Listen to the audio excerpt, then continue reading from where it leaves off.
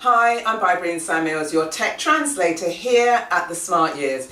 Now, with the debacle and disintegration of the Brexit negotiations, what we're seeing is that we're being pumped with a proliferation of information.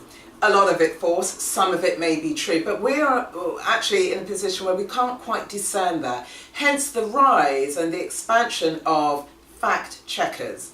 So fact checkers are people who actually investigate the veracity of statements and data and information that's placed in the public arena that actually influences us. It influences us in terms of how we run our own lives. It influences us in terms of public policy. It also influences us in terms of how we are governed and how we can, conduct transactions. So Brexit really shows us the complexity of information that goes out. So as a fact checker, what you're looking at is breaking down the story. Because what you're seeking to do is to provide the counter narrative that deals with the misinformation that is out there. So you're looking at facts, you're looking at numbers, and you're also looking at contextual information. Context is everything. So the fact checker's role is to go out, hear this information, discern the information, and then bring us, the public, the right information. Now the role is already in existence. It's been used very widely within the traditional media. So that's, newspapers, magazines, TV, radio, etc. Where a reporter gets a story. And what they're seeking to do is to check the source of the story, making sure that's correct, making sure that the information and the quotes are correct. And then if that is so, then the veracity of the story has proven to be true. But we're now living in a world of citizen journalism, celebrity gossip, social media hungry politicians. We're in the world of fake news. And as a result of this, what has happened is that the internet has democratized who are the storytellers. No longer are traditional media channels the arbiters of bringing us news. Here in the UK, it was like the 5 traditional. So since the explosion of the internet, we are all media companies. Gary Vaynerchuk, the businessman extraordinaire, actually talks about us being media companies first before we are anything else.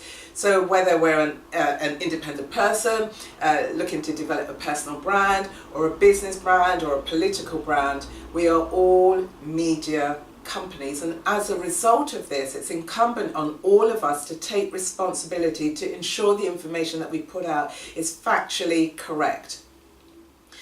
Now, what's going to happen with the rise of technology, artificial intelligence and application programming interfaces will be used in terms of the gathering of the information and then the assessing of it to make sure that it is correct.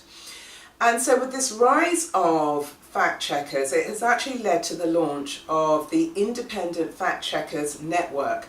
And they put out a code of conduct, and what they're looking for is that for fact checkers to be non-partisan, and also there to be transparency in the funding, in the sources that leads us to make the decisions that need to be made. And as a result of this, what we're seeking is where there are inaccuracies in the data that's put out, the information, the stories that are conveyed, that there's this opportunity to go back to the person, the storyteller, so that they can issue the correction. So an example of why this is so important is if we think back to 2 years when this whole fiasco about Brexit started. There was this glaring media headline that, the UK spends £350 million every single week, in the EU, or give it to the EU. And actually, this money could be used to really prop up and resource a very failing NHS.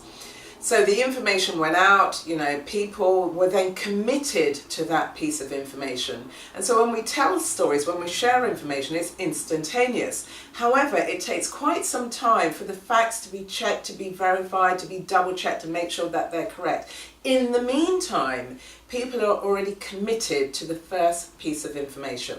So with the use of artificial intelligence and APIs, this will speed up the process. It will limit the time that it takes for when people make a statement and then to check the veracity of the statement. So that's it. If you're interested in research or you've got that sort of investigative mind, this may be an area for you as an independent or organisational fact checker. So until I see you again on the next episode, feel free to put your comments in the comment box below and share this episode with other people in your network, and feel free to subscribe to my channel. Until then, stay well. Bye.